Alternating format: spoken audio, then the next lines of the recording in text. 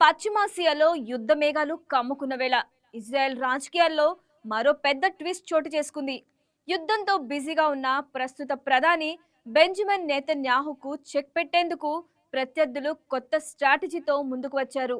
రాబోయే పార్లమెంట్ ఎన్నికలను దృష్టిలో పెట్టుకొని మాజీ ప్రధానులు చేతులు కలిపి కొత్త రాజకీయ వేదికను సృష్టించారు. మరి ఈ కొత్త పొలిటికల్ మూవ్ నేతన్యాహు పాలనకు ఎన్కార్డ్ వేస్తుందా లేక మరోసారి రాజకీయ అస్థిరతన? Watch the story.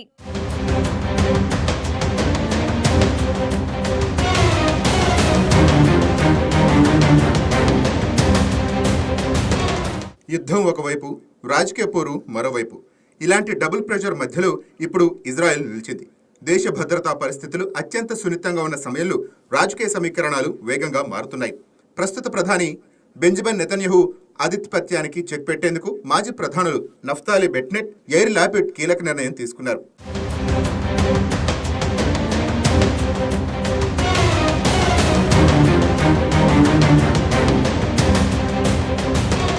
ఇద్దరూ కలిసి కొత్త రాజకీయ పార్టీని ప్రకటించారు.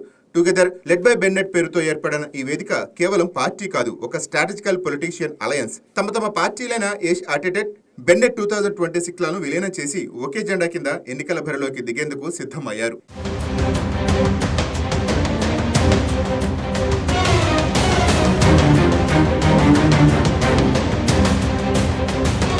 ఈ కొత్త కూటమి ప్రధాన లక్ష్యం స్పష్టంగా ఉంది. నెతన్యాహును గద్దె దించడం, గత కొన్నేళ్లుగా లీకుడ్ పార్టీ ఆధ్వర్యంలో కొనసాగుతున్న పాలనకు ప్రత్యామ్నాయం చూపించాలన్నదే వీరి అజెండా. ముఖ్యంగా జాతీయ భద్రత, సైనిక సేవా సంస్కరణలు, సామాజిక సమానత్వం వంటి అంశాలను ముందుకు తెచ్చి ఓటర్లను ఆకర్షించే ప్రయత్నం చేస్తున్నారు.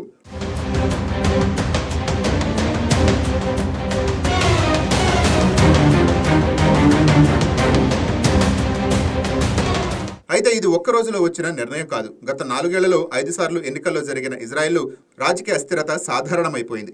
ఏ పార్టీకి పూర్తి మెజారిటీ రాకపోవటం, చిన్న పార్టీలపై ఆధారపడే కూటమి ప్రభుత్వాలు ఏర్పడటం, అవి ఎక్కువ కాలం నిలవకపోవటం, ఇవన్నీ అక్కడి రాజకీయాల ప్రత్యేకతగా మారాయి.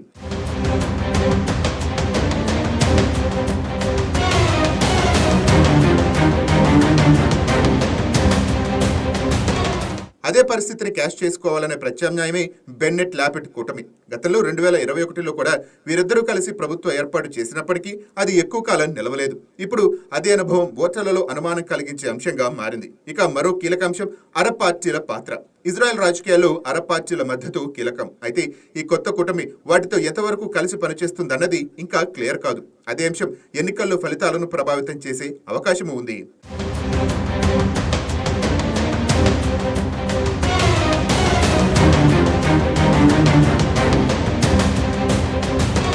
తాజా సర్వీసులు మాత్రం ఈ కూటమి ప్రభావాన్ని చూపిస్తున్నాయి. నెతన్యాహు నేతృత్వంలోని లీకుడ్ పార్టీకి గట్టి పోటీ ఇవ్వగలదని అంచనా వేస్తున్నాయి. ముఖ్యంగా మధ్యతరగతి, సెక్యులర్ వర్గాలు, సెంటర్ రైట్ ఓటర్లలో ఈ కూటమికి మద్దతు పెరుగుతున్నట్టు సంకేతాలు వినిపిస్తున్నాయి.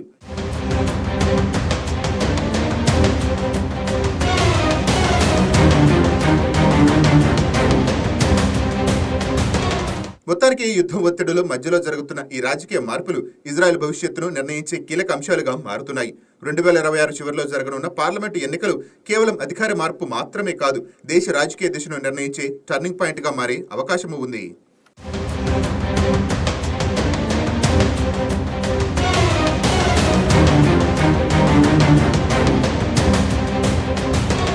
మొత్తంగా చూస్తే యుద్ధంతో ఇప్పటికే ఒత్తిడిలో ఉన్న ఇజ్రాయెల్లో ఇప్పుడు రాజకీయ పోరు మరింత హీట్ పెంచుతుంది.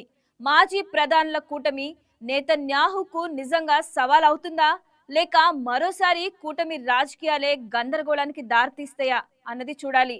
ఎన్నికల ఫలితాలే ఈ ప్రశ్నలకు సమాధానం ఇవ్వనున్నాయి.